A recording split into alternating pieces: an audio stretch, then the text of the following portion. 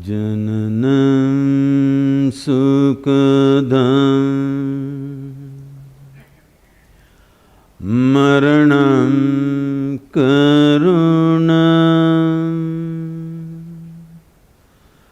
milanam maduram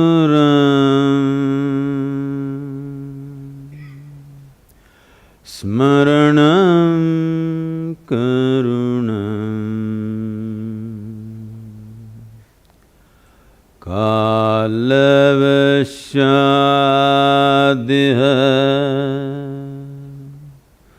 sakalam karunam samayadipate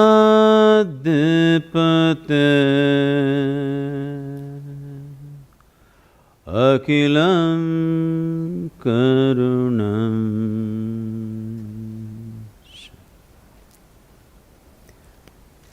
Good evening, everyone. Good evening, namaskar, and a very warm welcome to all of us here. It is indeed an honor and a real privilege, Sadhguru, to have you with us for the next 90 minutes, during which time I shall do my best and we will explore, I think, a variety of concepts with Sadhguru, concepts around leadership, ethics, individual responsibility, a little bit of questions around spirituality and so on. So without further ado, I want to start off by asking you, Sadhguru, what is the next step for Sadhguru? Dinner. Dinner? I thought that was already over. So we expect a more profound answer from you. It's a very profound answer because you can postpone many things in your life. You can postpone buying a home, buying a car, you can postpone your wedding if you want. It's a good thing. You can postpone your divorce, good to postpone your death, but you can't postpone your dinner. Right now, this is the ugliness which is happening in this country. A whole lot of people are postponing their dinner today. This is the horrible situation that's happening. So, do not consider dinner as not so profound. It's very profound. If you're eating 10 times a day, it's not profound. If you're eating once or twice a day, it is quite profound. So you say something which is, which is very close to my heart. You talked about dinner. No, dinner is about my stomach, not my heart. Okay, we'll get to the heart through your stomach. We live in a world of contrasts, at least as I perceive it. There is obviously the rich and the poor, there are the ones who are impoverished and the satiated. We live in a country where 300 million people go to bed hungry every night. How do we deal with these big social issues? And what is the one message that you would like to give to all of us, where we as individuals can make our own little, big, whatever contribution to being part of the solution rather than waiting for somebody else to do something? Now you're immediately getting into the missionary mode. We can try a little bit of that. Yes, it's a serious problem and an unfortunate problem because we're living in a land which has over 12,000 years of agricultural history, probably the only place on the planet like this. As far as I know, except a few other places in South America, nowhere else on the planet was agriculture organized 12,000 years ago. So we have enormous experience of agriculture, which means the science of producing food. And we're living in a land where 12 months of the year you can grow what you want. Many farmers in Tamil Nadu take 6 crops, 4 crops actually, but in between the intercropping, totally 6 products they're taking out of the same piece of land. Right. Nowhere else on the planet this is really possible. In spite of this, half the people are hungry simply because of apathy, not because of lack of food, not because that it is not possible to fulfill this. I feel a focused effort in a matter of 5 years, 5 to 8 years, very comfortably we can crest this. It should not even take that much time, but if we are determined, within 5 years' time, it is possible to cross this. And it's important to cross this, because when you say India, I know a lot of poetry has been written about how beautiful it is, our mountains, our rivers, our whatever.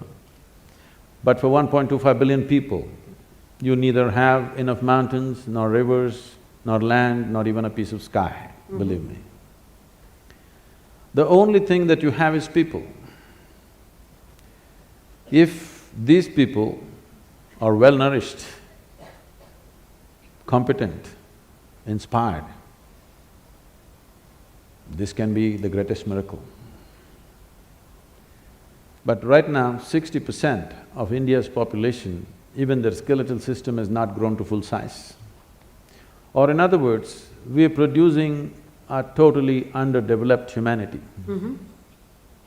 If your body does not grow to its full size, neither will your brains. There's medical evidence to show that first 4 years of your life, if you did not get the necessary nourishment, your brain is approximately 60% of what it should be. Right. So with half-brained people, the next generation, what nation are you going to build? You're going to be a big disaster. If you don't fix nourishment, we are going to be an enormous disaster. It's waiting, it's a silent bomb. It doesn't make noise. Very quietly, it's going to implode upon us. So this is something that has to be fixed on a war footing, must be. So what is the role? I know all of us as individuals have a role to play. We are all part of a corporate, an academic institution, part of a community and a society. So what do you believe is the responsibility? I'm not talking about corporate social responsibility. I'm simply talking about corporate responsibility when it comes to being part of fixing some of the problems that you've just spoken about.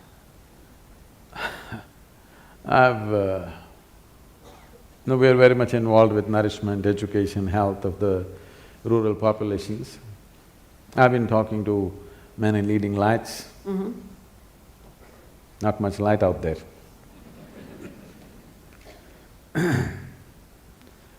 Whenever I speak to a lot of people, not all of them, many of them, if I tell them, you know, we're planting 114 million trees, you could do something, they'll tell me a very passionate story, how his wife or his mother has a trust where she planted 108 trees around their factory, and how they have grown, how beautiful they are and how they're enjoying it.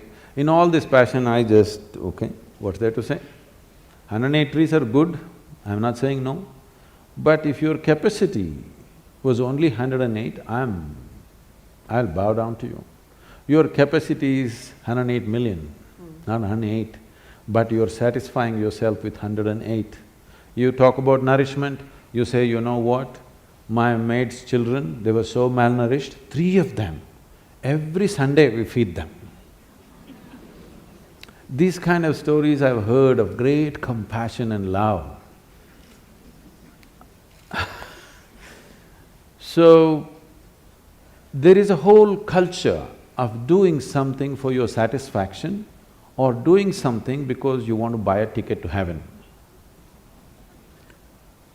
I want people to come to a place where you being fulfilled should happen within you.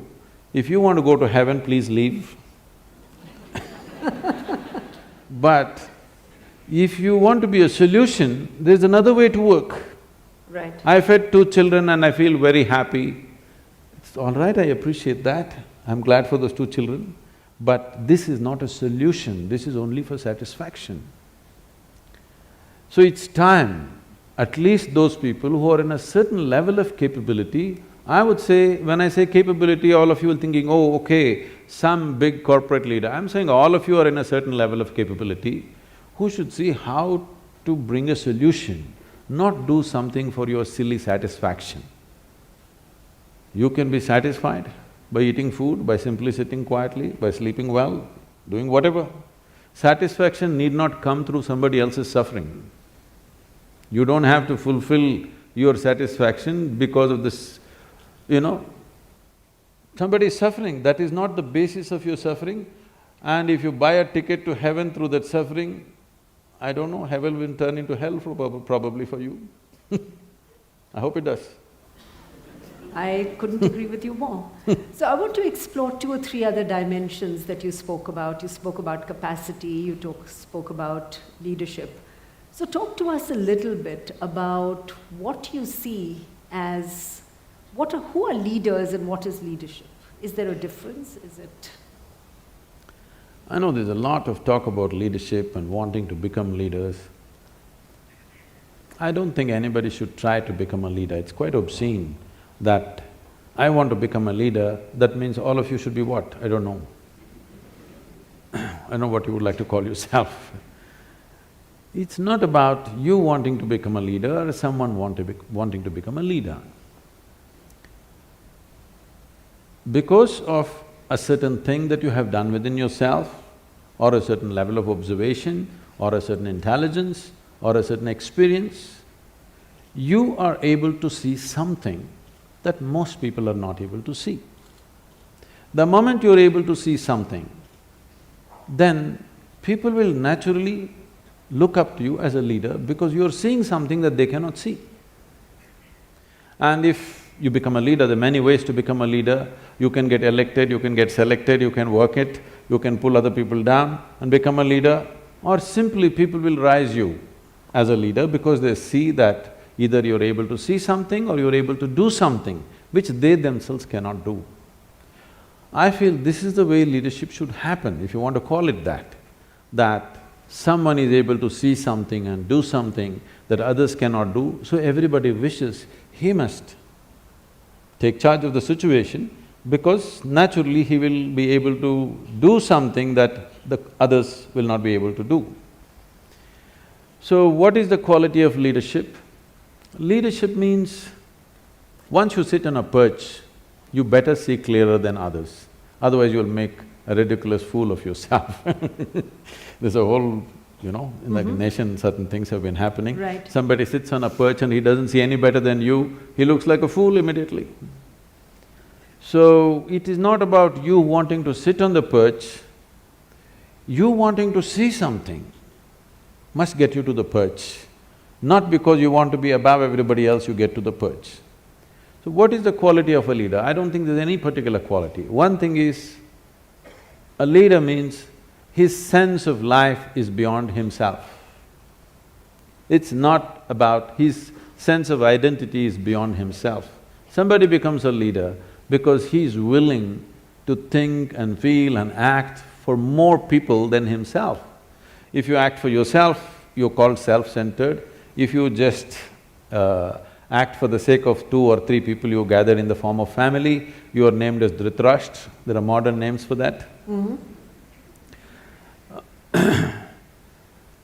If you identify yourself with the entire nation or the world, you'll be looked at in a different way. Essentially, your leadership will come from the right context depending upon what you're identified with. Because everybody needs an identity. What sort of identity have you taken will determine the context and the quality of your leadership. In that context, isn't leadership something that, each of us can individually manifest? If I were to describe one dimension of leadership as saying it is about taking ownership to create a better outcome. In that context, we can convert leadership from a noun to a verb. I don't know that much grammar, okay. But you can try.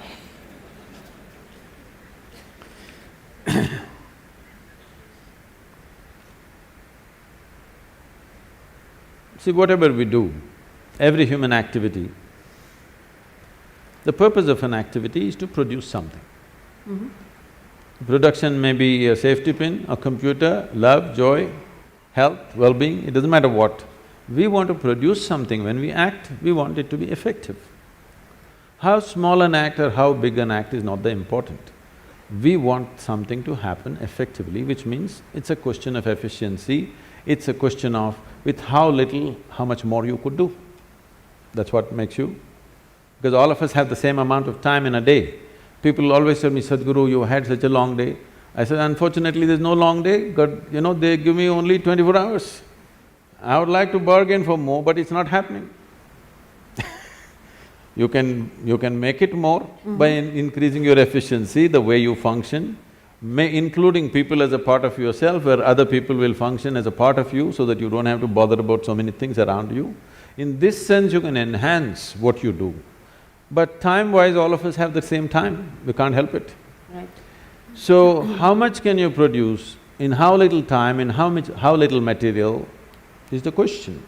In the limited span of time which we have as life, what is it that we can do? Is it just about efficiency? Is it about simply mindless efficiency, do better, do better? No. At different times in history, people seem to want different things on the surface. But essentially, no matter which time of history, who they are, which part of the world they are, everybody wants the same thing, well-being. But their idea of well-being, everybody has their idea how to get there, but everybody wants well-being, no question about that. It doesn't matter which part of the world you go, whether you came here 1,000 years ago or today, 100 years later, you will see people will be still seeking well-being. In pursuit of well-being, maybe 100 years ago somebody would be going in search of water, today you're going in search of the Wi-Fi cloud but still well-being. People's idea of well-being, whatever that is, but people are only well only when something beautiful happens within themselves. They think they're going to cause it to themselves by some means. But people have been happy before the Wi-Fi came, people have been happy before the automobile came, people have been happy before all the luxuries we are enjoying today appeared. So what I'm saying is, well-being, if you're in pursuit of well-being, essentially, it is about what happens within the human being. What happens within the human being, in the name of so many things, I don't want to name all the things, in the name of so many things, what we call as family, society, and another world which we call as corporate world all these things we created, these are all different names or different mechanisms that we believe will bring well-being to us. Somebody built a family, somebody built a corporation, both in pursuit of well-being, isn't it? I must tell you this. The first time I was at Davos many years ago, they were almost resentful. Why… what is a mystic doing an economic summit? A particular CEO who was in charge of a top computer manufacturing company, 3 months later they got sold out to the Chinese. We can guess who they were. So he was very resentful. What are you doing here? Then I told him, see, what's your business? He said, I do computers. So see, whether you manufacture a computer or a safety pin or in between anything, fundamentally this is about human well-being. The basic business is human well-being. You may do it through your computer, somebody will produce safety pin, somebody will produce a cloth, somebody will produce something else. It doesn't matter what you're doing, the fundamental business is human well-being, and that's my business too. And that's why I'm here. So Sadhguru, you've talked about well-being. One of the things that you say is it's all about how the body, mind, emotions, and most importantly, energy come together. And I think you've said it very eloquently, which says, when the body is feeling pleasant, we call it health. If it is feeling very pleasant, we call it pleasure, and so on. And you go on to say… You can go all the way. Sorry? You can go all the way. I can go all the way? So when the mind is feeling pleasant, we call it joy. When it is feeling very pleasant, we call it peace. When the When the emotion is feeling pleasant, we call it love. When it is feeling very pleasant, we call it compassion. When the energy is feeling pleasant, we call it bliss. And when it is very pleasant, we call it You're a very ecstasy. good student.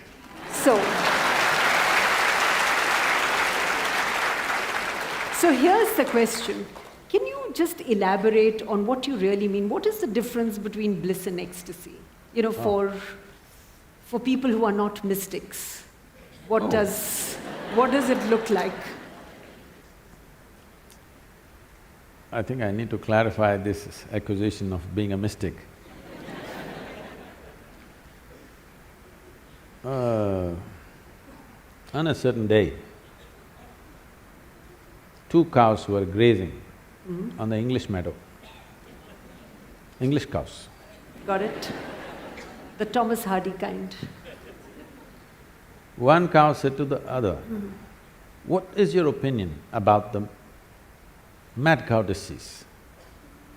The other one said, "I don't care a hoot, I'm anyway a helicopter."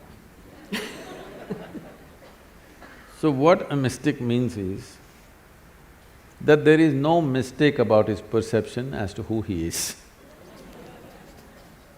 Okay. So there are only 2 kinds of people, mystics and mistakes. That's an easy one to remember. So, a mystic did not fall from somewhere else. Strive to pay attention to simple aspects of life, very simple things. Very simple things means extremely simple things. Just right now, how do you know that you're here? What is the basis, I'm asking? I am talking with you. Even when you're not speaking, you still know that you're here, right? Yeah. So how do you know? I'm perceiving What? that I am in this place. There is an audience here.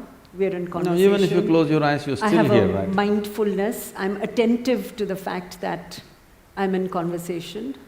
I'm conscious. You're conscious. I'm conscious. The reason that you know that you're here is because you're conscious.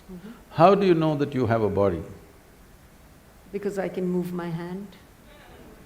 So many things can move. But I am causing my hand to move. Fine, even if you don't move, you know it's there, right? Yeah. How do you know? Because there is sensation in the body, Yep. right? Yep. If no sensation in your body, you wouldn't know whether it's here or not. True. No consciousness, you wouldn't know whether you're here or not, Right. yes? Yep. So these are taken for granted things. If you pay little attention to these things, you will see there's a whole world out there, there's a whole existence by itself, just your sensation. If you pay enough attention, you know the nature of your physical existence. If you pay attention to what you're calling as my consciousness, you know the nature of your basic existence. Once you know the nature of your existence, that is when you can use this gadget well. I'm calling this a gadget because human mechanism is the most sophisticated mechanism on the planet. We are on top of the evolutionary heap, not for nothing. It's taken millions of years to manufacture you. Yes? Yep. Not a simple process. An enormous process has happened to get you to this level of neurological sensitivity, sensations, awareness, everything.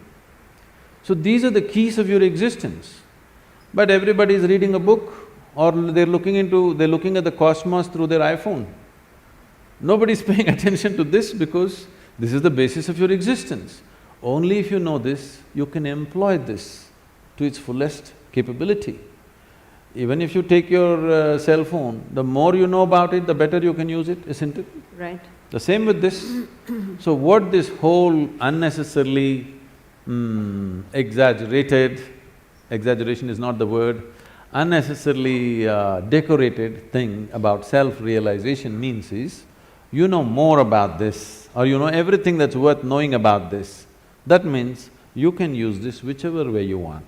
If you want to sit still here for the rest of your life, you can sit. If you want to jump out and be active, you can do. If you want to do this and that together, you can do. Whatever you want, you can do because you know the mechanism fully, in its entirety, not just the physicality of it, but its entirety. So if you know this, suppose your body happens as per your instruction, your mind happens as per your instruction, your life energies happen as per your instruction, how will you keep it? Pleasant or unpleasant? Pleasant. Pleasant. At least for yourself, highest level of pleasantness. What you want for your neighbor may be debatable, but what you want for yourself is clear. So when you want pleasantness, now generally, if you are very pleasant, we say you're blissful. Now, bliss can get boring sometimes, okay? Yes? Good to Pleasantness know that. gets boring, isn't it, sometimes? You want some slosh to happen, now you use ecstasy. But that slosh cannot be kept up. Bliss can be kept for your entire life. Ecstasy cannot be kept for your entire life. You go up and you come down. Or in other words, bliss is a sustainable level of pleasantness, the height of pleasantness. Ecstasy is not sustainable, but you can hit it often enough, at least a few times in a day you must hit it. You know, in the spirit of a freewheeling conversation, I'm reminded of a film I saw about, I think it was 15 years ago the film was made, which was a series of conversations with quantum physicists and some mystics, to use that word. And the whole premise of the film was that the mystic and the quantum physicist is seeking an answer to the three basic questions, which are, who am I, where have I come from, and where am I going? I did not understand the film then. I am hoping that you would be able to throw some light on the three questions and, you know, what the physicists and the mystics are seeking. So you are asking me who you are? Kind of. See, it's all right to walk on the street, point at one of you and say, who are you? It's okay. You go to somebody and say, who am I?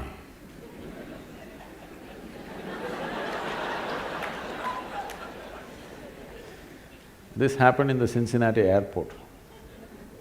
People had lined up to check in at the check-in counter. One man came briskly, jumped the line, went straight to the counter and thrust his ticket. The lady at the counter said, sir, there is a line, please. She said, no, I'm in a hurry. Well, she said, everybody's in a hurry, you're all getting on the same plane, so please stand in the line. Then he raised his voice, do you know who I am?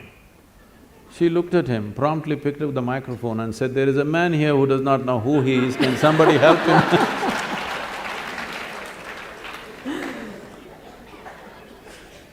So, you should never address this question to someone else.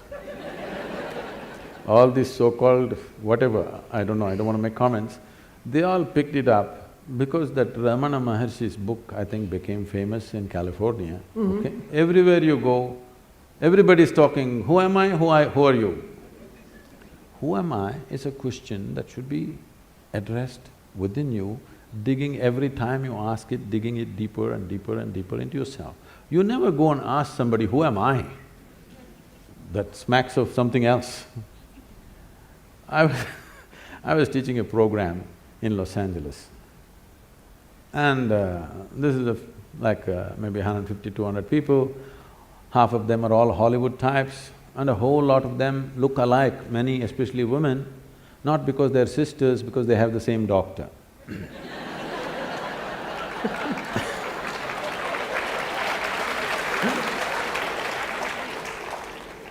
And I'm teaching them an extremely simple process that they need to do every day, which is just 21 minutes, extremely simple. Just that.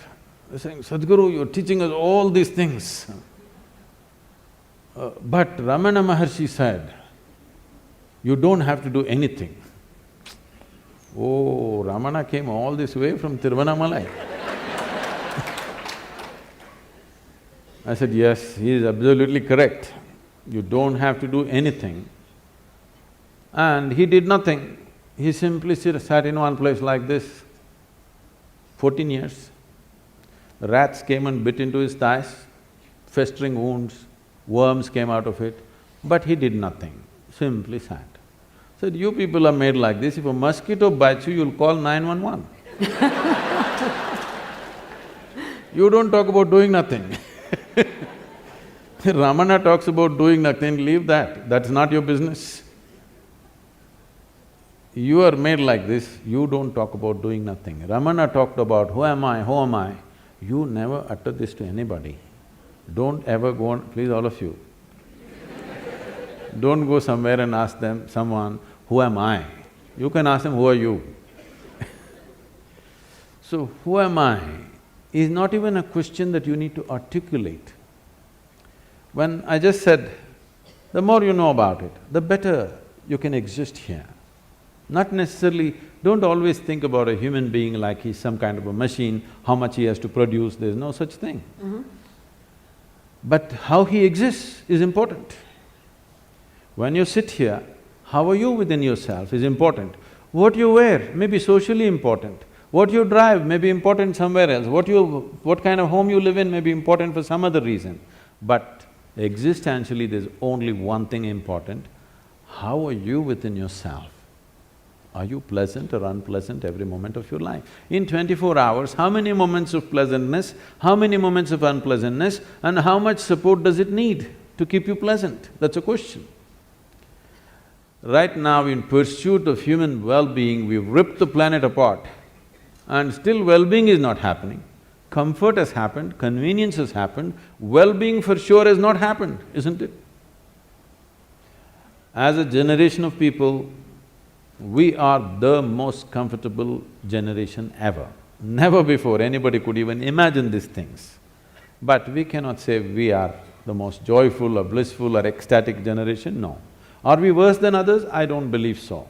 Every generation, same nonsense. Some people lived fantastic within themselves, others went through all the nonsense they had to go through. This is not because of what's happening to them. See, there are two kinds of suffering. Physical pain can happen to you because somebody may cause something to you, somebody is no food, you're in a war zone or somebody is poking you. I'm asking all of you, in the last 25 years, how many times it happened to you, somebody took a knife and poked you? For most of you, it didn't happen. Maybe when you're in your school, somebody poked you with a pin at the most, or you were not even worth that, nobody poked you. They simply poked fun. Huh? They simply poked fun at you. Physically, how many times suffering entered you from outside? Very, very minimal. Rest is all self-help. You know, in Tamil Nadu, the government has a scheme, Namaka Name. Namake Nave, it means. That means people are on self-help, busy, causing suffering to themselves daily. Sit, stand, whatever happens. So you will see people, most of them are driving their dream machines on Bangalore streets, all right? How many are driving joyfully? If the traffic light takes 10 more seconds, they're freaking in their dream machine.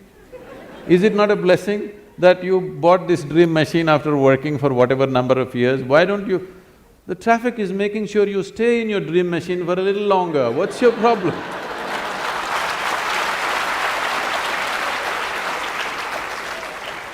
I'm saying just about anything, people are suffering. So suffering is not happening because of something else, it's simply because people do not know how to manage their body, their mind, their energies, their emotion, nothing. Because no attention has been paid. No attention to the nature of who you are has not been paid. So who you are, who am I, question is entirely internalized question, never to be uttered, never to be written down. Unfortunately, somebody printed it and the whole world is talking, who am I, who am I? Oh, this is okay if you are an inpatient. If you're an inpatient in NIMHANS, you ask, who am I? That's allowed. That's allowed. If you're out on the street, you are not allowed to ask, who am I? You get me? You've also talked about… No, there were other two questions in that. Yes. Yes. I'm waiting for those. Where are you going? There's only one way to find out, you must go and see. As I was saying just now, some things are best known only by experience. People want to know, after my death, what will happen? I tell them, you must know by experience. Are you ready? No, then don't worry, wait. Where did I come from? See, essentially what you're asking is, all three questions put together, you're asking, what is the nature of my existence? Yes. Am I this body? Am I this? Am I that? What am I? What is the nature? Because whichever way you look at it, you can prove I'm that. Because for everything there's some substance. You can prove yourself to a woman, you say, I'm not this, I'm a human being, you can say, I'm just a piece of life, you can say, I'm God, somebody may think you're something else, doesn't matter, but for everything there is some substance. So you can argue for it, but that's not the point. Really, what is the nature of your existence? Don't take this as some kind of a great philosophical or spiritual question, please see it as a practical thing.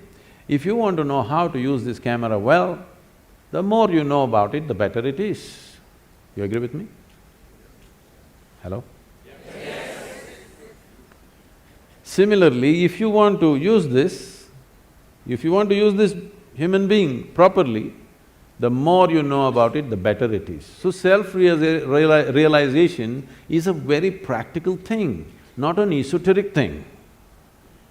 What you think is esoteric is all the things that you don't have an understanding of. You want to make it esoteric or you want to make it mystical. Let's understand this word mysticism or mystical. Anything that you don't understand will look mystical to you, isn't it? Suppose you don't know what's electricity, you have no concept of that. Now, I press something here, boom, lights come on. Very mystical for you, isn't it? See, if I just had a light bulb 1,000 years ago, I could have claimed I'm God and it would have worked. Came too late, you know.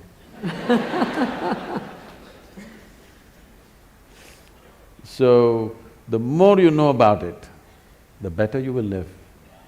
This is not something that you seek at the end of your life. This should be the first step of your life, if you value your life. Yes? Yeah. Knowing this should be the first step of your life. Very beginning of your life, this question should be asked. Can I tell you a story? Please. There was a bishop in the Greek Catholic order. The Greek Orthodox Church believes they are the only real Christians, others are not really Christians. They think they are the only pure Christians, others are not really that. They have their own pope in Istanbul. So, it became a very small group over a period of time for whatever reasons. So, being on the Silk Route, many fantastic stories from India are wafting across the Bosphorus, and these stories are going on about the mystics and the yogis and the magic of India, which the Indians have not seen and everybody else has seen.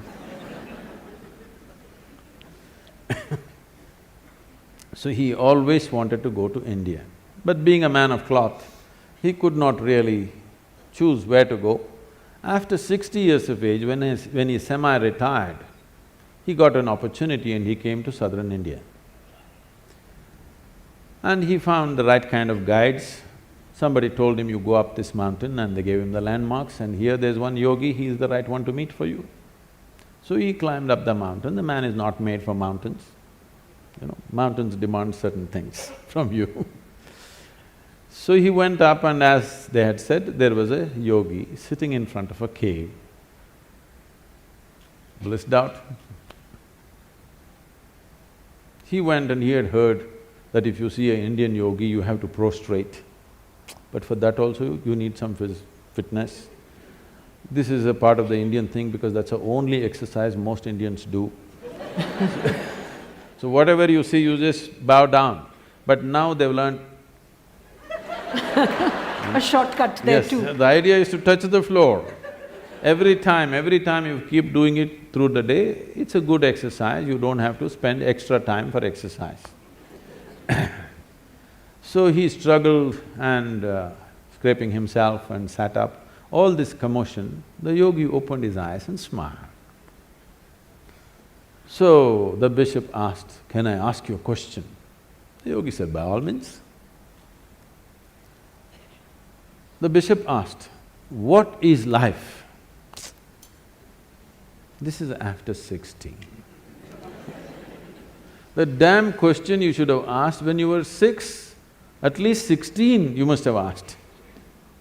No, 60, all right, better late than never, sometime you asked. So, when he asked this question, what is life, the yogi went into raptures. And then he said, life is like the fragrance of jasmine upon gentle spring breeze.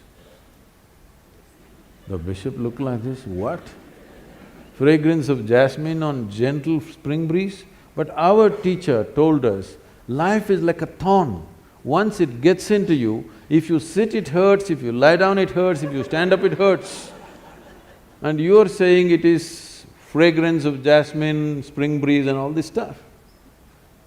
The yogi smiled and said, well, that's his life.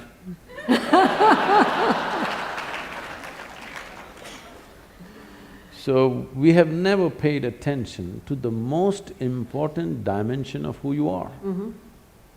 And you do not know life any other way than the way it happens within you. Right. Yes? Right. You are the only doorway to the existence for yourself. Absolutely. You can only experience through this mechanism and no other way. Yep. If you don't know this, what the hell are you doing here? And just because you know this, people label you as a mystic, as this, as that, and many people mispronounce it as a mistake, you know. So one of the other things that you've talked about is, the mind, and these are my words or what I've understood of what you've said, what the mind believes, the heart follows. What is in the mind is in the heart. In a sense, if I've got it right, unless I've got it wrong. Because when you say that there is no difference between, my mind is saying this, but my heart is saying something else. You're talking about a metaphoric heart or your heart? I am talking about metaphoric, I'm not talking about… Okay, not the I'm pump. talking about metaphoric heart, not the heart that is, simply pumping. There is something else, which I've read some time back, which says that, you've got to search in your heart with your intellect. So there are all these things which is about the mind and the heart and, how you apply intelligence and perception to create awareness. And I think you've talked about that a little bit. Would you elaborate for us the concept of intellect, intelligence, perception, and how we can use that in our everyday lives? So there's a whole lot of enterprise going on in the world by complicating very simple aspects of life, really. If you complicate something with incomprehensible words, and if you have a lot of words to do it, then you will seem profound, because anyway nobody can understand what the hell it is. So searching your heart with your intellect, the thing that you're referring to as your heart is generally the emotional side of you.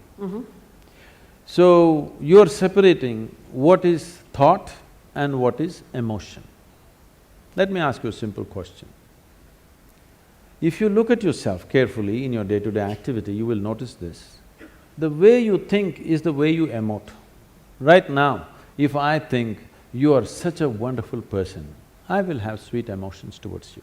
Which I hope you're thinking. This is not a confession. If I think she is horrible, I'll have nasty emotions towards you. Right. I cannot think you're wonderful and have nasty emotions towards you. I cannot think you're horrible and have sweet emotions towards you. It is impractical and it's not possible. People act those things and it never works. People, I hate her but I'll be nice to her, they will go like this and do like this. Have you seen this happening? Yes. Nice things are done in a horrible way. Right. It is happening in families, among friends, whatever. Nice Sure. things are done in such a horrible way. If you want to do something horrible, just do something horrible at least. Don't spoil the nice things in a horrible way. So, now, the question is just this: thought and emotion, are they same or are they two different realms? They are not. Thought is agile. See, today I can think, right now I think you're wonderful. Just next moment you did something I don't like, I think you're horrible. My thought immediately changes because it's agile. But my emotion is sappy. It'll take 3 days, it'll struggle and slowly turn around. It has a larger turning arc, but after 3 days it'll come my way. For some people it's 3 days, some people 3 months, but they will turn around, isn't it? Yes or no? The way you think is the way you feel, there is no other way. It is also true the way you feel is the way you think also. It depends which is more dominant in you. In a person, if emotion is forefront, the way they feel is the way they think. If thought is forefront, the way they think is the way they feel. You can't think one way and feel another way. That only happens temporarily, for some time, but emotion will catch up. So Sadhguru, what is a creative mind? Oh. How big an answer do you want? As big as you want it. See, the English word mind doesn't say anything. Because it's just one generic word which does not describe different dimensions of what the mind is. Mind is not just one something sitting here and doing something, okay? There is really no such thing as mind. In the yogic culture, there is no mind. There is a physical body, there is a mental body.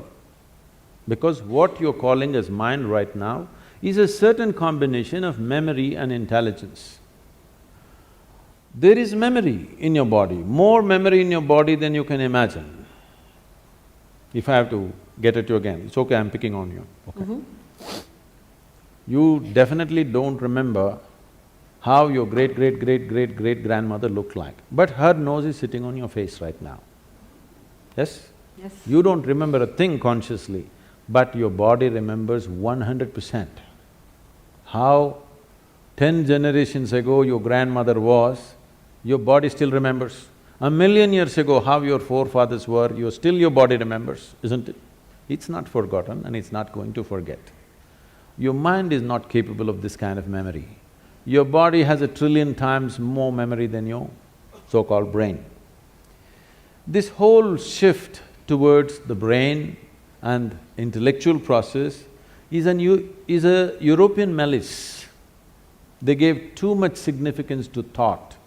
This has happened because they lived under a subjugated society, religiously subjugated society where you're not supposed to think anything except what's written in some book, otherwise you're dead. They lived like this for a long time. Because of this, when they got little freedom to think and manage to live, they started celebrating their thought too much. Let's understand the context of thought. You can only think from the data that you already have gathered. That means you can never think anything new.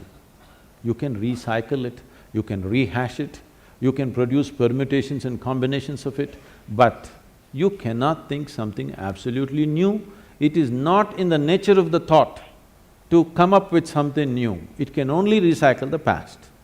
That means if you dedicate yourself to your thought process, if you enshrine your thought process, you're ensuring nothing new ever happens in your life.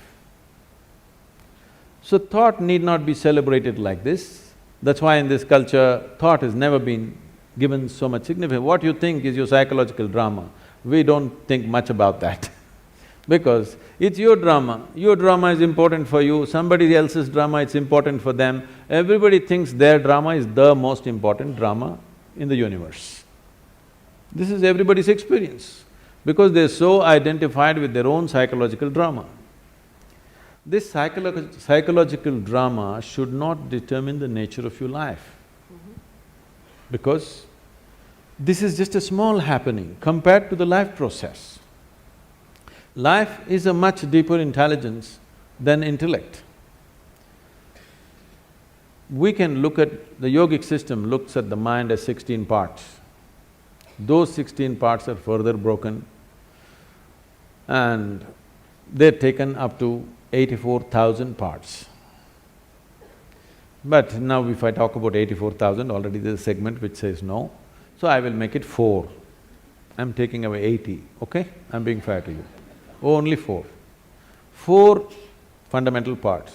One is the intellect, which we have in modern world, in today's world, we are unnecessarily giving too much significance to intellect and we will pay an enormous price for this. You will come to a place where you'll know everything, but you'll know nothing of life significance, really. Today you will see this happening to children. For the first time, this generation you see, 10, 11-year-old or 12-year-old children, they look bored. When you were 10, 11, you did not know what is boredom, it was not possible. It was too exciting to be alive and looking around. You will see 10, 12-year-old children all looking bored because they've seen the cosmos through their phone screen. They know it all. And especially in the Western countries, you will see this happening at 8, 10. They're really bored, you will see in the school buses, they're all sitting on… bored. Because by the time you're 12, you already had one love affair, you know what is a break, you know how to all this recover from that, you tasted alcohol, you've seen this, probably you've gone into all kinds of physical things, and you know the cosmos, what more? By the time you're 15, there's really no purpose for you to exist for many of them. You should not be surprised if this culture continues. I'm not saying this is a prediction, it is something that I see beginning to happen. In another 50 or 100 years' time, if 25 to 50% of the people commit suicide, you should not be surprised because life needs some exuberance. If too much information happens to you without experience, that exuberance will be gone and a false sense of knowing becomes so strong in you. This is the danger of intellect, because intellect wants to dissect everything. Intellect is like a scalpel, the sharper it is, the better it is, it wants to dissect and know. Dissection works with some things, not with all aspects of life. If you want to know the poor frog, you remember?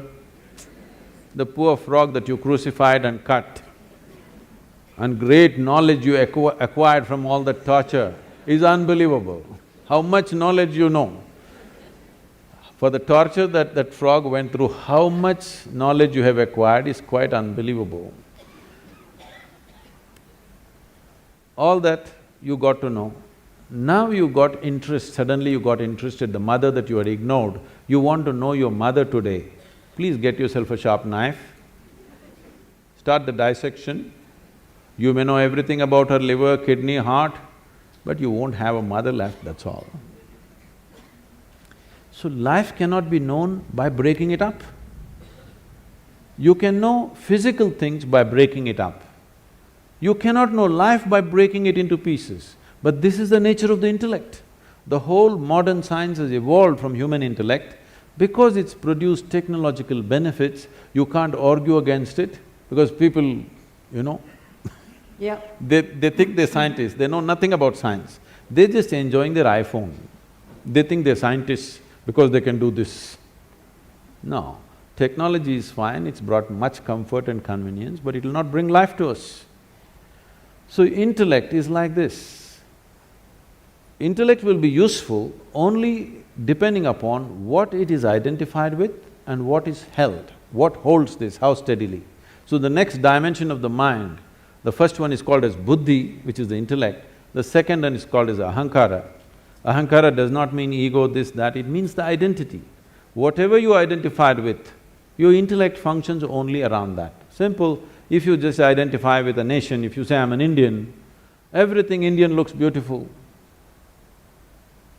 If you cross the border and you say you're something else, all that looks beautiful. So whatever you identified with, it's only with that the intellect functions. So ahankara is the identity. How consciously and how steadily your ahankara has been created will determine the effectiveness of your intellect. Just because it's sharp, it does not mean it'll be effective, because Sharp intellect or a sharp knife can cause any amount of damage to you. If you have a sharp knife and you don't have a steady hand, you will cut yourself all over the place. That's all that's happening. Human suffering is just this. You don't know how to hold this intellect in your hand properly. Every day you're cutting yourself.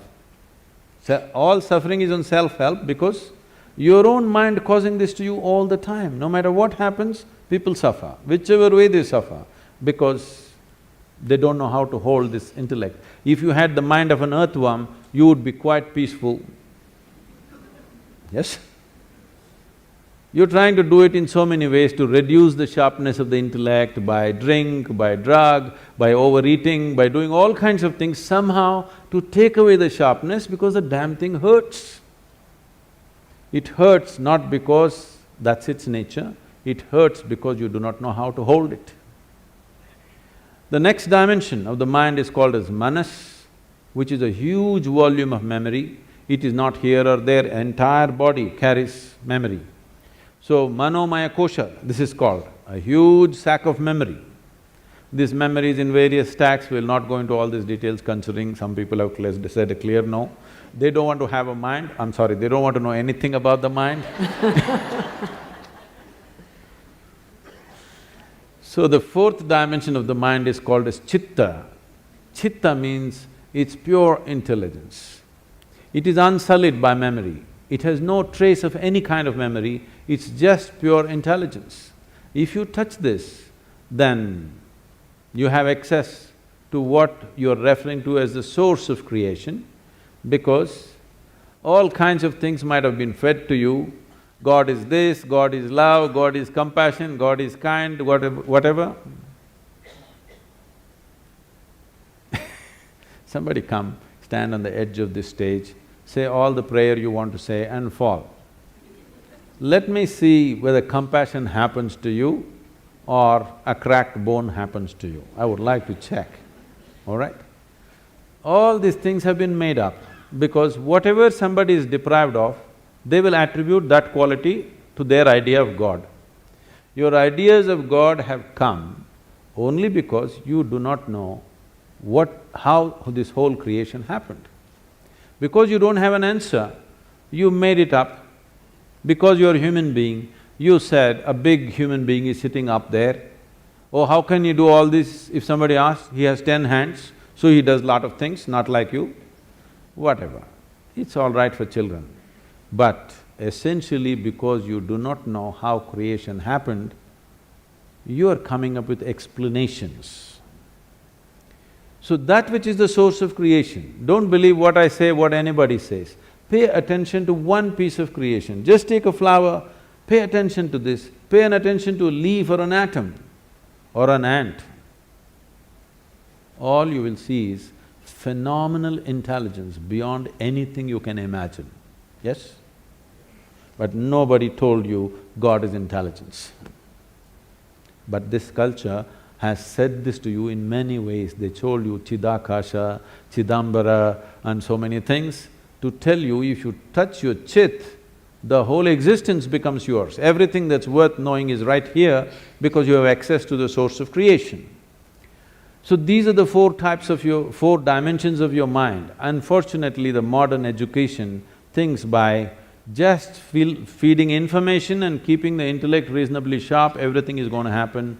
No. You will rip this planet apart looking for well-being.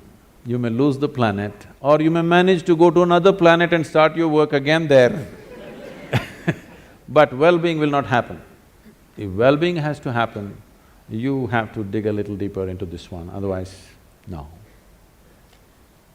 So Sadhguru, what are some of the things that, all of us who are here listening to you, what are the one or two things that we can do tomorrow which will increase this level of awareness, perception, thoughtfulness? Oh, you're talking about a takeaway, huh?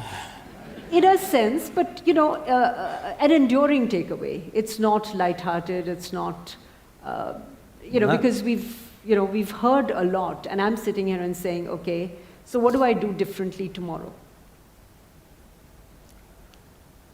let's say to learn ABC, the 26 alphabets, at least if you learn the Indian languages, you know 54, whatever, 26 alphabets. How long did you take to learn to write them properly in their proper order and use them whichever way you want? How long did you take? Oh, I'm still at it. A long time. At least 3-4 years minimum. Yeah. To learn to make sentences and use the way you want, maybe you took 12-15 years Much of education. longer than that, yes. So you gave so much just to learn some wordcraft. But to know something about the fundamental nature of your existence which could just change you dimensionally, you want to know it in 2 minutes. Why are you so unfair? No, I only want to know where to start in 2 minutes. Okay. Where to start? Just do this much. Before you go to bed today, one thing is, every hour, okay, remind yourself. Right now, it's going to be 8 o'clock, remind yourself, wow, I'm still alive. No, don't laugh. So many people who go to bed today will not wake up tomorrow morning. More than 1 million people on the planet will not wake up tomorrow morning. Tomorrow morning, suppose you wake up. Yes, who knows? You always think it's not me, it's going to be somebody. Very cruel. Tomorrow morning, if you do wake up, first check, am I really awake, alive? I'm still alive. Wow. Don't have to do anything, don't scream or something. At least one big smile, okay, I'm still alive. Over 1 million people didn't wake up tonight, but here I am, alive. Fantastic or no? What is the biggest thing in your life? You're alive right now. So, you're still on tomorrow morning, just one smile, wow. Then maybe there are 2, 3, 4 people who matter to you much in your life, just check, he and she and that one and this one is alive. All alive, great. If 1 million people died tonight, which they do every night, at least 10 million people lost somebody who was dear to them. But none of those who are very dear to you are gone today. Fantastic or no? Yes. Another big smile, don't tell anybody. Just smile, okay. Great. 8 o'clock in the morning, wow, 8 o'clock, still alive. Every 1 hour, just do this exercise, okay? Every 1 hour, just remind yourself, check, on. Please understand this. If you think about God, you will become hallucinatory. Only when you are conscious about your mortality will you want to truly know the nature of this life. When you know, you're on right now and tomorrow morning you may be poof, gone. Now you want to know, what the hell? What is this? I'm real right now, but tomorrow morning, gone.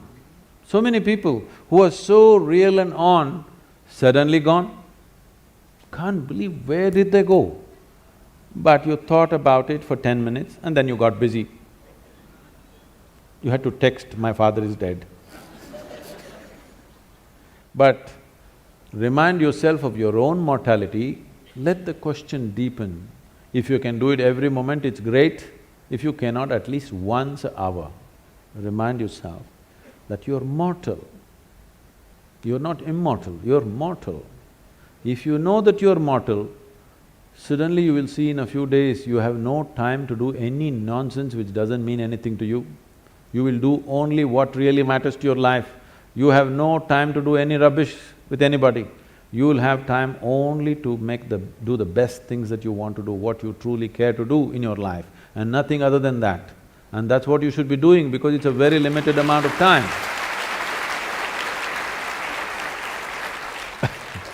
I want you to know, it's a very brief life.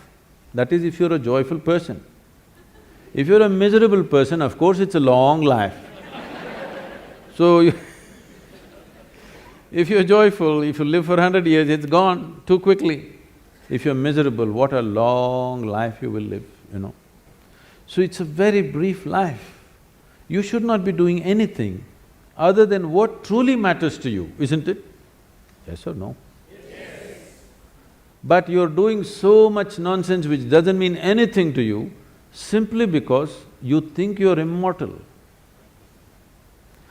Otherwise, people are saying, no, I will live up to 80, maybe 100, so I will do this at 70, I will smile at my neighbor when I was 75, you know, when all my work is done.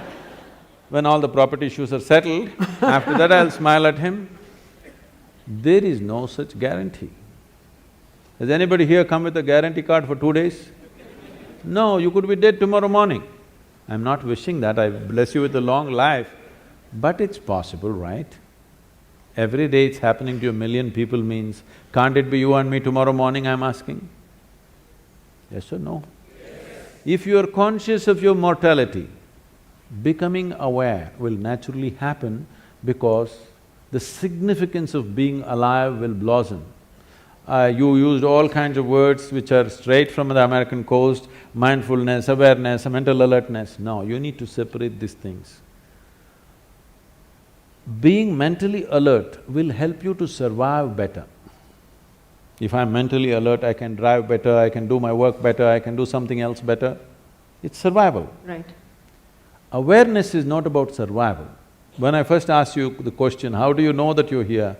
You went around and then you said, I'm conscious. Only because you're aware, you're alive. Your awareness is aliveness, your aliveness is awareness.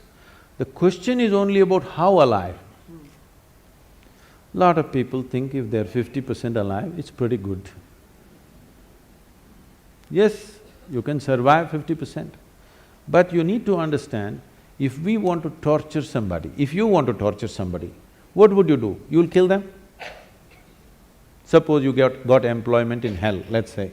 You are given the job of torturing people. What will you do? Kill them? Hello? No. No. Keep them half alive.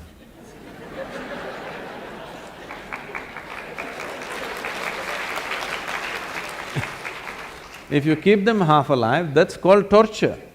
So right now, this is called self-torture. Maybe you're preparing for employment elsewhere. Because right from the age of 2 or 3, people, your parents are asking you, what will you become, what will you become, what… Well, I'm born as a human being, I'm supposed to strive to become a human being. See, every life on this planet, whether it is a bird, if it's a worm, insect, bird, animal, tree, whatever, every one of them is striving to become a full-fledged life, and that's all. A worm is trying to be a full-fledged worm, a tree is trying to be a full-fledged tree. That's all a human being also, to become a full-fledged human being. No, what will you become means what kind of job will you get from the age of 3? This madness has come because of this whatever the last century of poverty in the country. People are so deprived and they think if they don't have a job, they won't eat anything. You know, it comes from a certain poverty consciousness, we must pass it, that generation is past. Right now, if you have a few brain cells working, you can make a living. Yes? You don't have to be qualified for anything. If you have a few brain cells working in your head, you can make a living. That's not an issue anymore. There was a time it was like that, it's no more like that. It's time we leave that. It's not about what you will become, how you will be. What will be the experience of your life? Will it become the peak experience or is it just a mediocre nonsense? This is the question. Because once you have come as a human being, whatever happens, it's not enough, something more needs to happen, yes or no? You may think you're doing different things. The man who goes to the temple, the man who goes to the bar, the man who goes to work, the man who goes to conquer the world, every one of them is just seeking a larger slice of life. Some people go to the mall, some people go to the PDS, just like that. Some people think it comes free in the temple, so they go there, somebody else go to conquer the world, somebody go shopping. What is it that you're trying to do? Just trying to have a larger slice of life. But it doesn't matter, if you gather the whole world around you, you will not have a larger slice. Your larger slice will happen only if your ability to perceive is enhanced. If your ability to experience is not enlarged, then you can have everything around you, still your experience is the same. Modern life is just that. No other generation had the things that we are having around us. Most homes are looking like a warehouse. Because they're shopping trips, they don't know where to keep it, everything is falling all over the people, there's no place for the people, full of things. But does it bring well-being or happiness or anything? No. You cannot determine the experience of what's happening within you from outside. It has to happen from within. And it is how enlarged your experience is how big your life is. Not about socially how big people think you are. That may work socially, a few things for you, but it doesn't work in terms of life.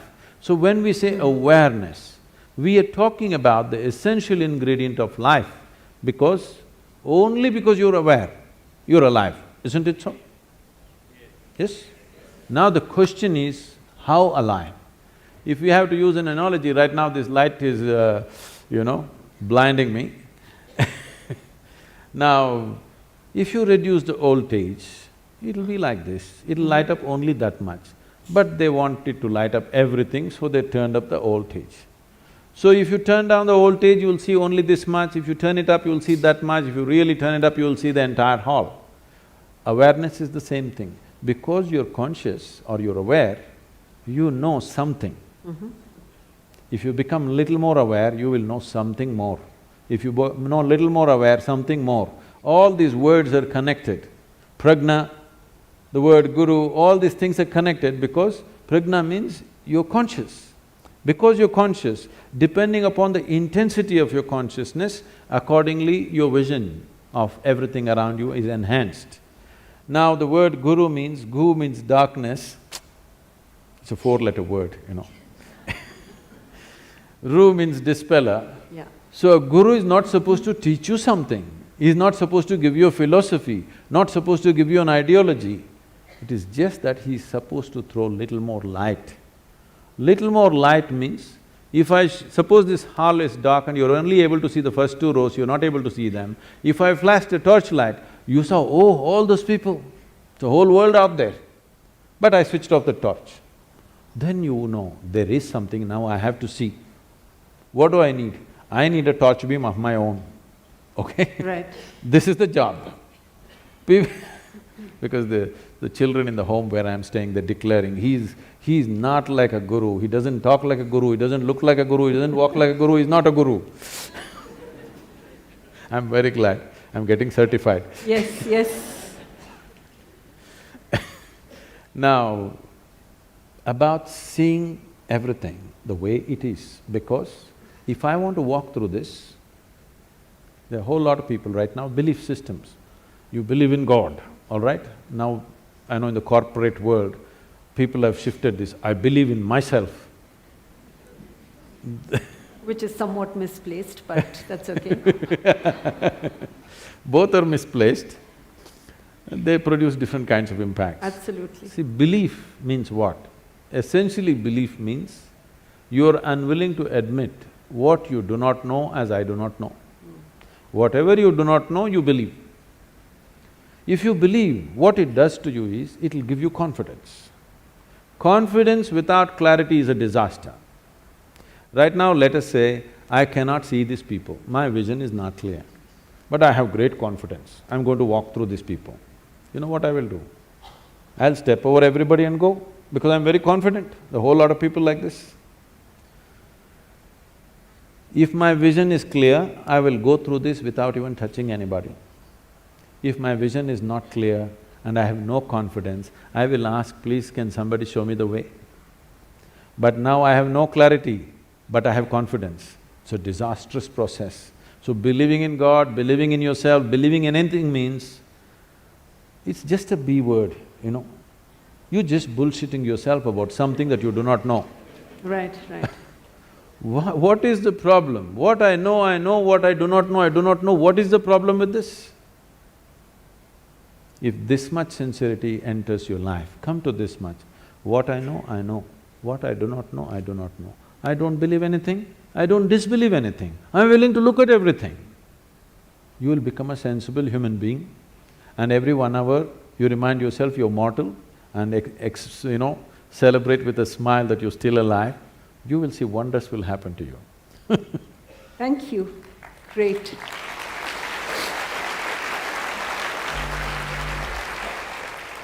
So even a free-flowing… It's 8 o'clock.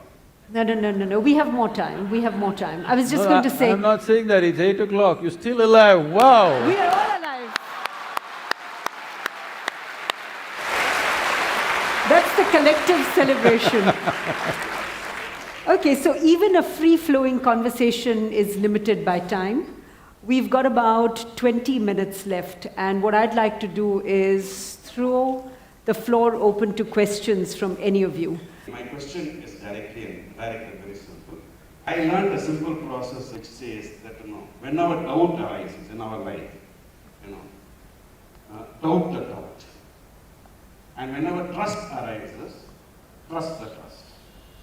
So that helped me a lot in terms of my… So your question would be? My question is now… Yes. The ultimate, next step we are saying, the ultimate is the final step. I would like to ask is dissolution, or what we call moksha. That is one area which, I don't know how to take a, step forward. I don't know whether my question is clear. You want to dissolve? Okay. That is the ultimate, process. You need a barrel of sulfuric acid. Please sit down. Okay, can we have… No, we'll answer that question. Yeah.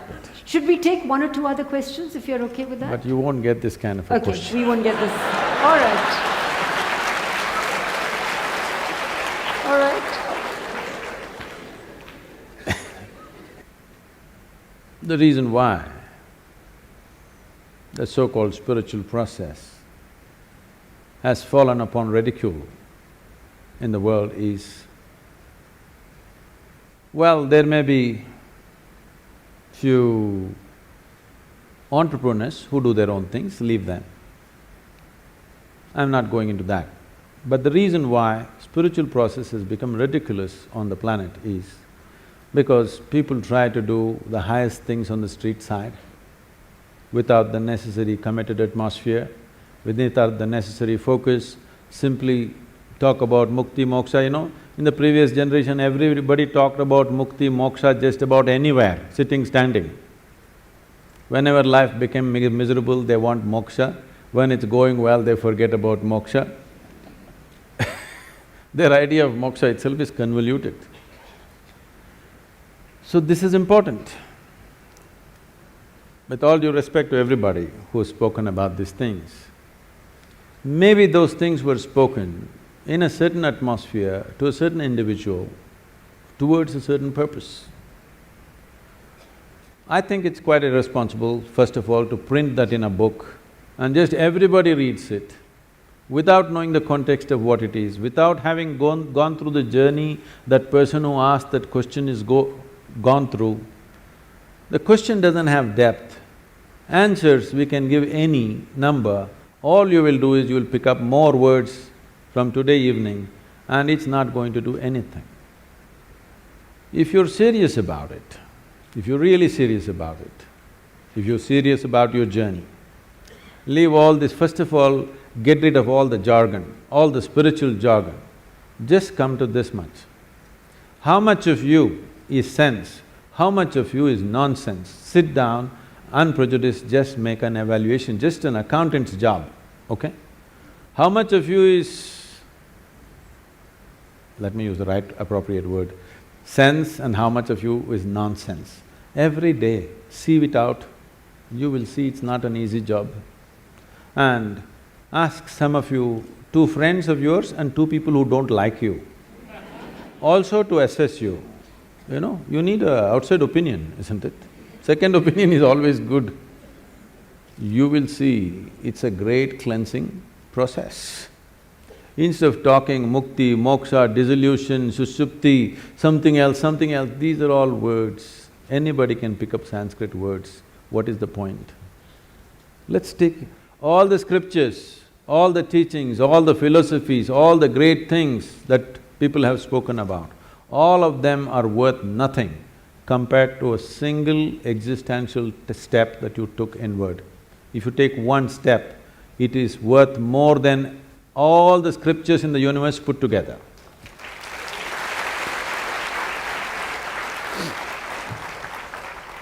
Sadhguru, namaste.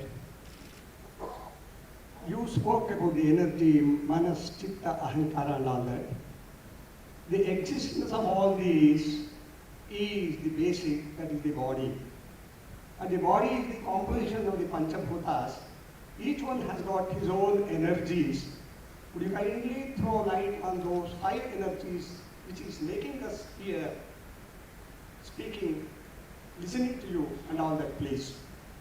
So Panchabhutas, or these are called as the Mahabhutas because these are the 5 elements which are the fundamental ingredients with which everything is made. Your body is 5 elements, the world is 5 elements, the whole universe is 5 elements. So when Adi Yogi was transmitting this knowing to the 7 sages who are today known as the Saptarishis, they wanted to know what is the nature of this creation? Where does it begin? Where does it end? He was bored with them, you know. Students can bore you, teachers can bore you, but students can bore you. They don't understand that. He was just bored with them. He said, all your great cosmos that you're talking about, how big it is, where it begins, where it ends, I can roll it all up and pack it into a mustard seed. That's efficient packing. Corporate, I think. Nano. Then they wouldn't live there, but they said, what is the nature of this universe? By now he was too bored. He didn't want to waste his words. He simply said, just 5. You just have to know 5, that's all. Not 5 million, just 5. Just see with 5 ingredients, how much mischief. Look at the variety that's happened in the universe. The size and the variety and the immensity of what's happened, just with 5. Incredible or not? Out of this 5, these 4 come from one. The other 4, what you know as… sir, can you tell me? In Kannada, I'm not able to get the names. Anyway, earth, water, fire, air and space. So these 5 elements are in a certain composition in different aspects of life. Let's take life, not inanimate things, even there it is there, but in different lives, it is in different compositions. In you, 72% is water, 12% is earth, 6% is air, 4% is fire, remaining is space. When I say remaining, Vinita is calculating, okay, 6% Akash, no. I said remaining is space. Because we are not talking about physical entities alone, not talking about the physical dimension alone, so 100% is not the quantity. As long as you measure the body, yes. Once you come to Akash, you're not talking about percentages. Right.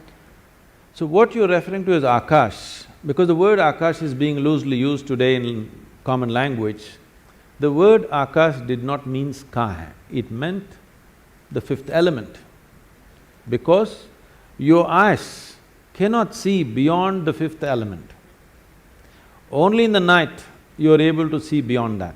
During the day, what you see is just the etheric sphere, and because of the way light plays on ether, it all turns blue in your vision. Otherwise, you're just seeing… like suppose a cloud cover came, you're seeing only the cloud, that is the sky for you on that day. You say a clear sky, no, it is the etheric sky that you're seeing, it's an etheric bubble. Beyond the atmospheric bubble, there's an etheric bubble, light dissipates in a certain way, refracts in a certain way there, because of that, your vision closes there. Only in the night when there is no sunlight, then you are seeing beyond the etheric space. Now, Akash is another dimension of perception and intelligence and existence. So your Akash, your water is here, your fire is here, your air is here, your earth is here, but your Akash is not just here, it's spread. Normally, for a person who is, let's say, physically healthy and reasonably agile and active, for him his Akash is somewhere between 9 to 18 inches around his body. But if you do a little effort, this bubble can be expanded limitlessly. So today you're looking for the eye cloud, there's already a cloud, and this cloud can be enlarged. You can make it as large as this planet, you can make it as large as this universe. It is just a question of your willingness, that's all. Your boundaries, or how small your boundaries are question of your unwillingness to transact, isn't it? Let's say your social boundary. How big your social boundary is or how small it is a question of willingness and unwillingness in terms of your social activity. Similarly, existentially, how willing this life has become or how unwilling this life has become. Why would I be unwilling? This is the question. You need to understand this. Because things are packaged one inside the other. Life is made in such a way, what you call as life is also death at the same time. Right now you can say, I'm living, or you can say, I'm dying. Actually you're dying, one day it'll be complete. Yes or no? Whether you call it living or dying, it's the same thing. But we are looking at it as two different things. The moment you look at it as two different things, that's why the mortality process. The moment you look at it as two different things, you will accept one part of it, you will resist another part of it. Once you resist, if you resist death, you will not resist something that called as death, you will only avoid living. Right now, tomorrow morning you start the chant, I don't want to die, I don't want to die, I don't want to die, I don't want to die. All that will happen is you won't live. Whether you'll die or not, we don't know, but you will not live for sure. Right. So because life is inclusive, but intellect is exclusive, always it wants to cut and see what is life, what is death, there is no such thing. They are intermingled, both are happening at the same time. Because of this, Akash, if you are able to perceive your Akash consciously, suddenly your ability to know is just effortless. You can have the luxury of remaining uneducated and still be okay. You can still be okay even if you're uneducated because everything that's worth knowing about life is here in these five elements. So the most fundamental aspect of the yogic process is called Bhuta Shuddhi. Every yogic practice, whatever you do, is a little extension or little extract from Bhuta Shuddhi, which means cleansing of the elements. If you do enough of this, then you arrive at what is called as Bhuta Siddhi, that means you have some mastery over your elements. If you have mastery over your elements, your body will happen the way you want it, your life will happen the way you want it, your destiny is determined by you. Not only that, even things around you will happen the way you want it. Lives around you will happen the way you want it. Plants will flower out of season, things will happen in ways that you thought not possible. Is this something supernatural? Is this superhuman? No. This is not about being superhuman. This is about realizing being human is super.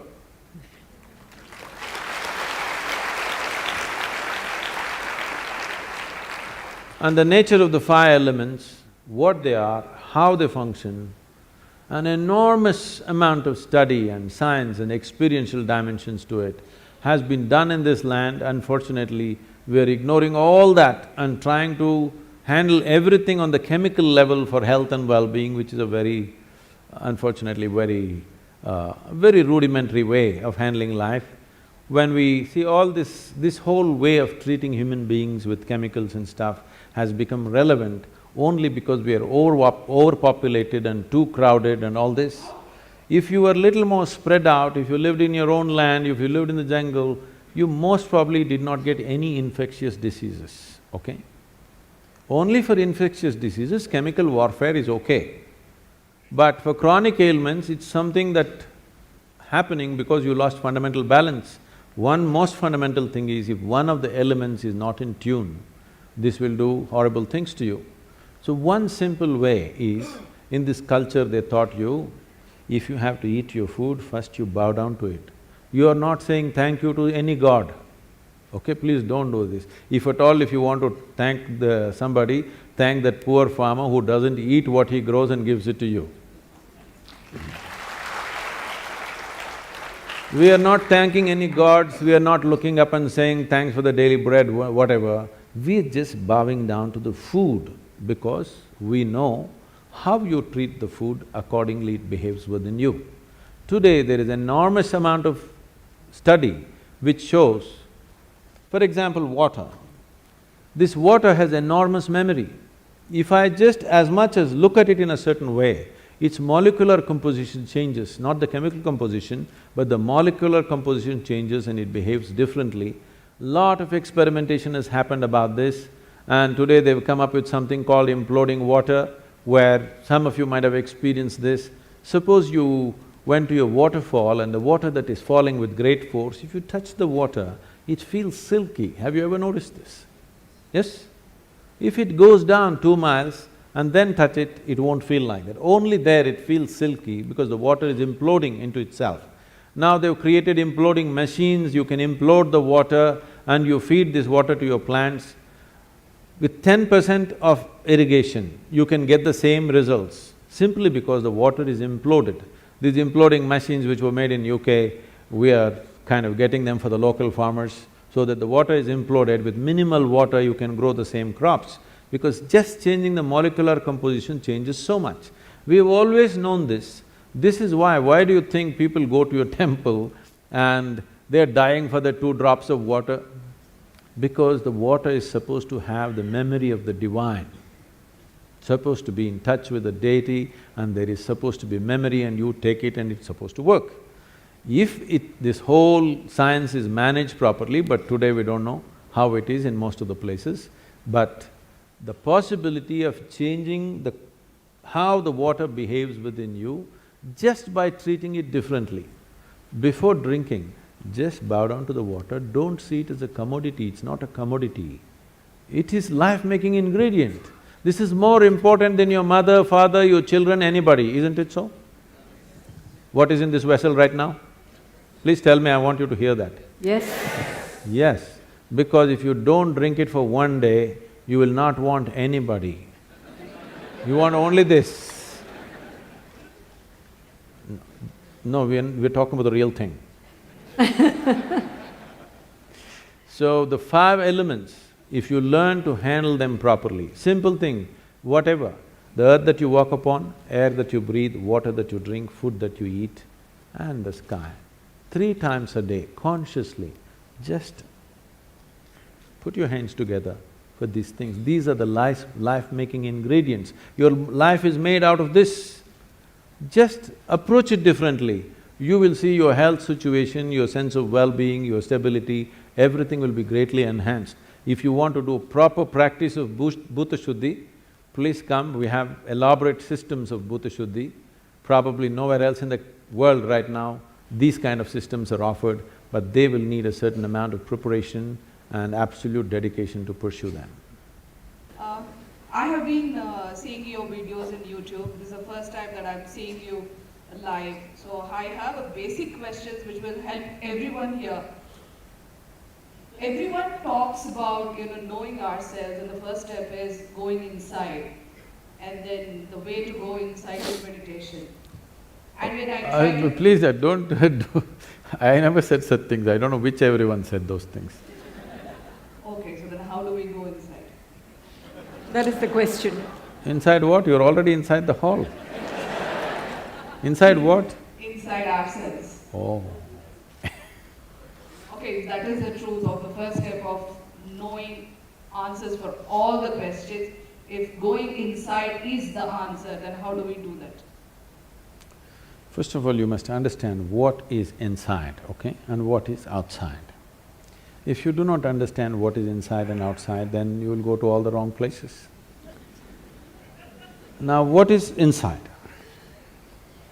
Your body, accumulated over a period of time, yes or no? Hello? No? What you accumulate can be yours, cannot be you. Is that much clear? Whatever it may be. What you accumulate can be yours, cannot be you. So this body is an accumulation. What you call as my mind, the whole content of the mind is accumulated depending upon what you're exposed to in your life. So your body is a heap of food, small or big. Your mind is a heap of impressions, again small or big. Between these two heaps, where the hell are you? So, inside, outside, leave these words because when it comes to language, there is only that much leeway. So within that, maybe different people are trying to use it in different ways. We don't know in what context they used. You put everybody into one bundle and say, all of you said this, I don't know who these all people are.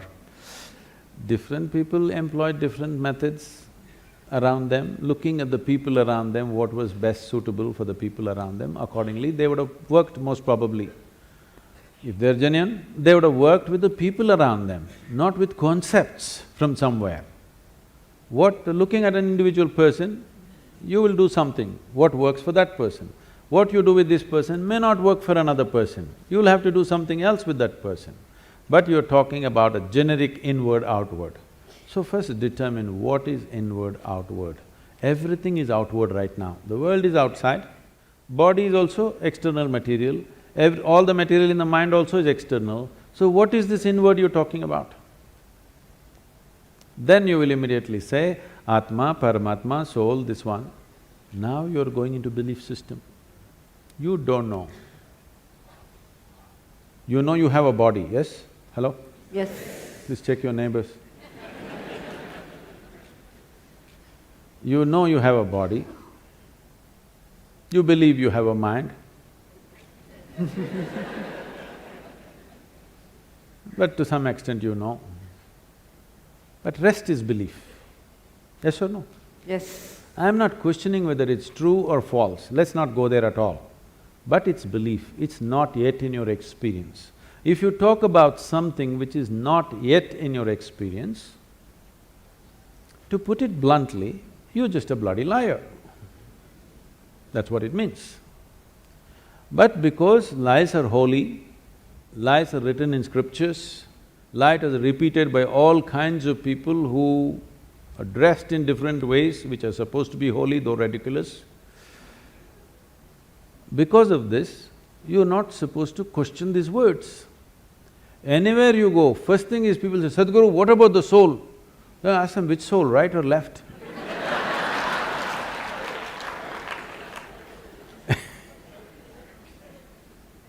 So, let's not talk about something that is not in your experience. Right now your body is in your experience to some extent, your mind is in your experience to some extent, rest you don't know. But we can infer. If I have to accumulate this much body, if I have to accumulate this much mind, something more fundamental must be there. Yes? Something more fundamental must be there. We don't know what the hell it is. For now, we will call it you. How you will go into yourself? I'm asking. You can go into this hall, you can go out of this hall. How will you go into yourself, I'm asking? Saying, let's leave this, this is not the way. You do this way. What is not you, all those things you keep it aside. Before today, before you go to bed, everything that's not you, keep it aside. They may be precious to you. You think about it, your house, is it you? Oh, my house. All right, you have lots of passion about it, but all right, keep it aside. Your husband, is it you? No, that's easy, he's not me.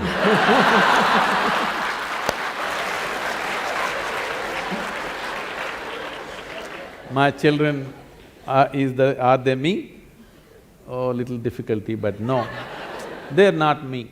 They're beginning to tell you, if they're 12, they've already told you.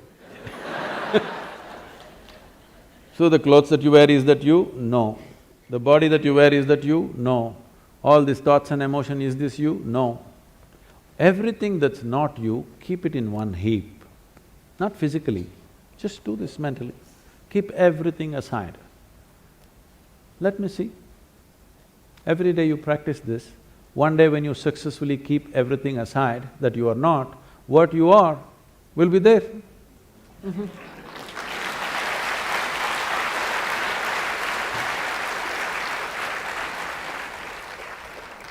We have too many ideas about things that we have not seen.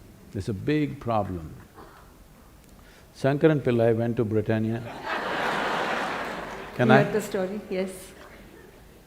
Shankaran Pillai went to Britannia Industries to find a job, So they were looking for a really smart, far-seeing sales manager. So they asked him one question, which is further, Mumbai or moon? Shankaran Pillai thought. He said, Mumbai. He said, what? Mumbai is further than the moon? He said, yes. How? Well, I can see the moon, I can't see Mumbai. So what I'm saying is, if you go by your present perception, you'll get all the wrong conclusions. So don't be in a rush to make conclusions. Let's pay a little more attention. You are a worthwhile life which deserves some attention, isn't it? Don't seek other people's attention. Your own attention, doesn't this life deserve attention? Pay attention to this, enough attention, everything will be clear. Everything about you, you're asking me, if I tell you what you have some more words. Some more words you have, that will not get you anywhere near the truth. One more word or 10 more words doesn't get you any closer to reality, just you'll have more things to say to somebody else. This kind of hearsay is spreading in the world. Everybody knows where God is, who his wife is, how many children he has, when is his birthday, his address. In every bhajan, people are singing his address, where he is and how to get him, but they don't know a damn thing about themselves. This kind of, a very knowledgeable ignorance is dangerous, you know. If you do not know, it's not a problem. If I say I do not know, the possibility of knowing is always there, isn't it? If I do not know and I think I know, then I've destroyed all possibilities. So, we have arrived at many things, we know, in every culture they know what is the nature of God, where he resides, how the ambience is there and the works, you know. Everybody knows the geography of the heaven, isn't it, don't you? But you don't know a damn thing about yourself.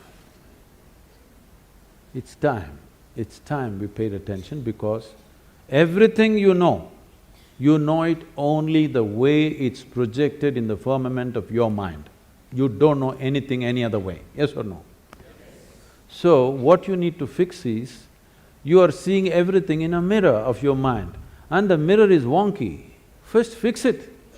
First thing is to make it stable, flat, proper plane mirror so that you see everything the way it is. Does a plane mirror show you everything the way it is? Everything reverse, you know. Then you will have to flip it, that'll take much more skill. Most people can't flip a dosa.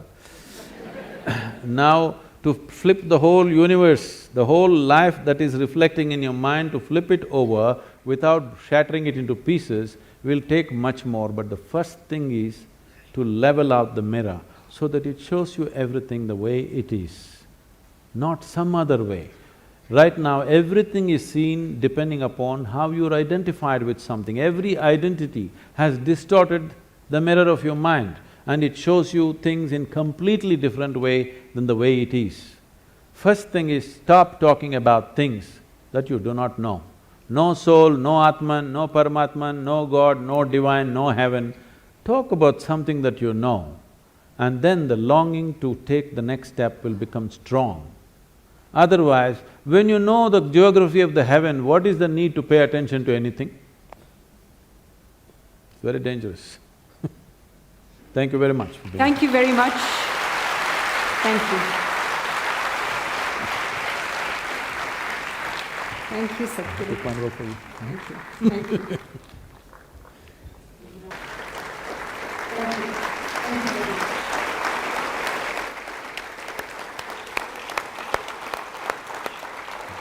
you.